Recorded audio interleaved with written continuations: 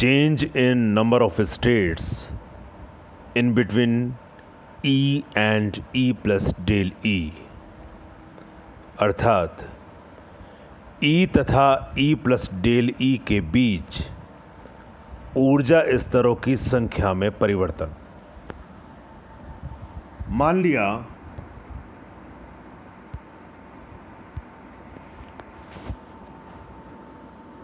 Omega which is function of energy and external parameter x, ये अभिगम्य ऊर्जा स्तरों की संख्या को शो करता है, और जो गामा ई है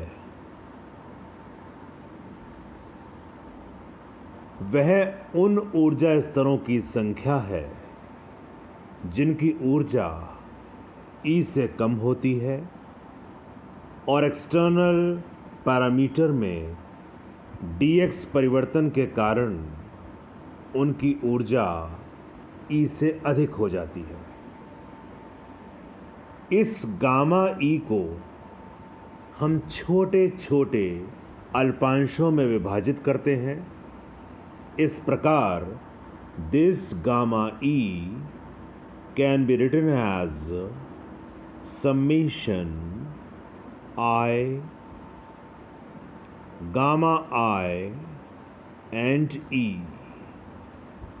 तो हमने गामा E को, गामा E उन ऊर्जा स्तरों की संख्या है जिनकी ऊर्जा E से कम होती है और एक्सटर्नल पैरामीटर में dx परिवर्तन के कारण उनकी ऊर्जा E से अधिक हो जाती है। उसे हमने छोटे छोटे अल्पांशों में विभाजित किया।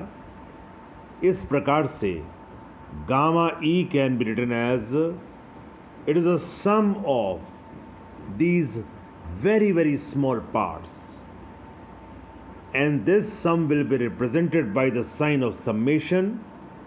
सो summation and then gamma I E.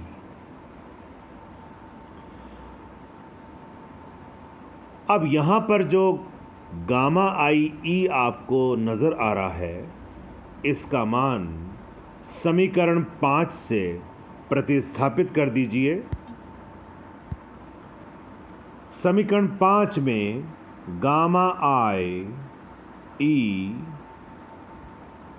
Is equal to omega I function of E x upon del E and then multiplied x I dx. This was equation number 5. इस equation 5 में जो गामा आई ई का मान आपको नज़र आ रहा है उसे इस समीकरण में हम प्रतिस्थापित कर देते हैं। तो प्रतिस्थापित करने पर जो गामा ई की वैल्यू हमें मिलेगी, gamma E will be equal to summation I as it is. Now substitute the value of gamma I E, that is omega I then Ex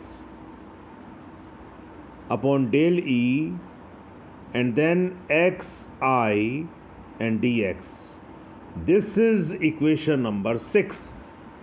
जब हमने गामा आई ई का वैल्यू प्रतिस्थापित कर दिया तो हमें समीकरण 6 प्राप्त हुई।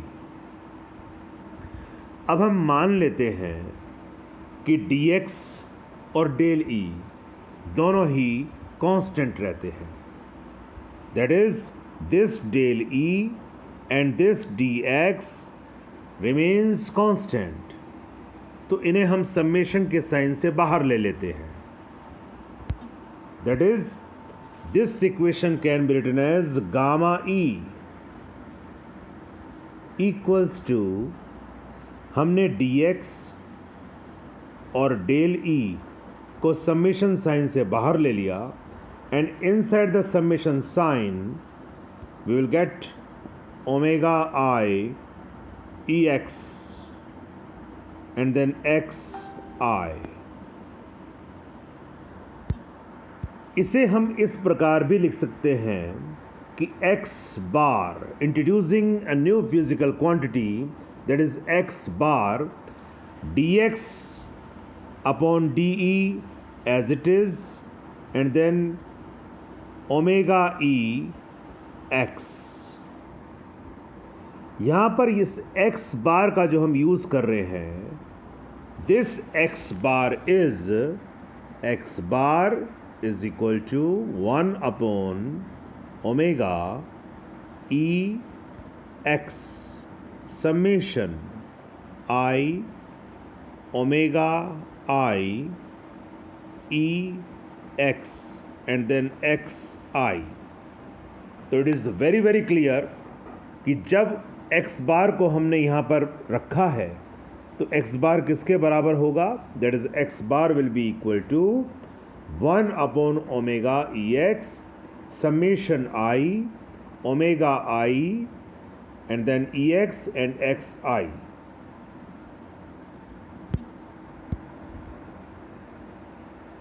ये जो x बार है ये उन सभी अभिगम्य ऊर्जा स्तरों पर x का माध्यमान है जिनकी ऊर्जा E तथा E प्लस डेल E के बीच में होती है.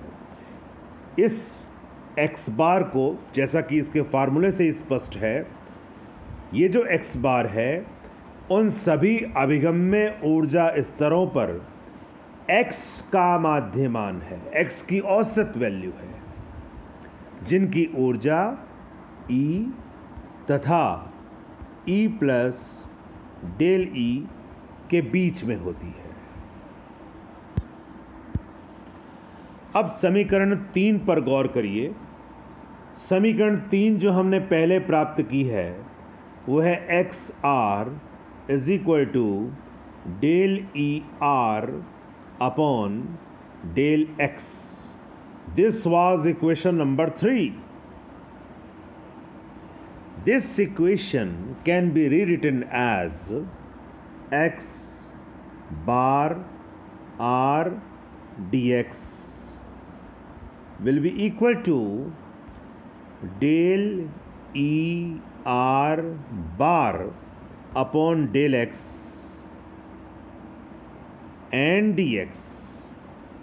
यानी ये जो समीकरण 3 हमें दिखलाई दे रही है, इस समीकरण 3 में हमने LHS और RHS को औसत वैल्यू का शेप देने की कोशिश की है, दोनों साइड्स में एवरेजिंग किया है.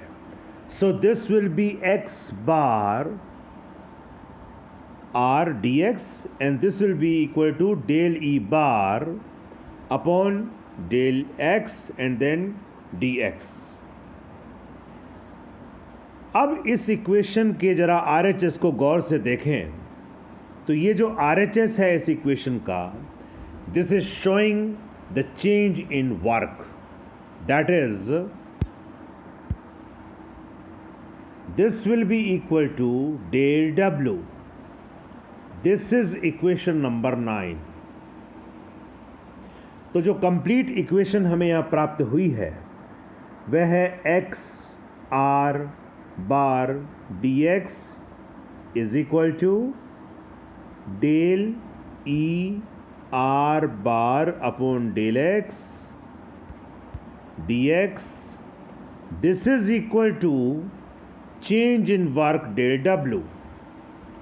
तो ये जो समीकरण है ये निकाय की ऊर्जा की औसत वृद्धि को व्यक्त करता है.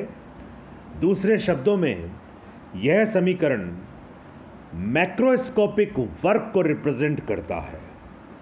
जब संतुलन अवस्था में एक्सटर्नल पैरामीटर x में क्वाजी स्टैटिक परिवर्तन होता है तो उस समय स्थूल कार्य जो मैक्रोस्कोपिक वर्क है वो इक्वेशन नंबर 9 के द्वारा रिप्रेजेंट किया जाता है.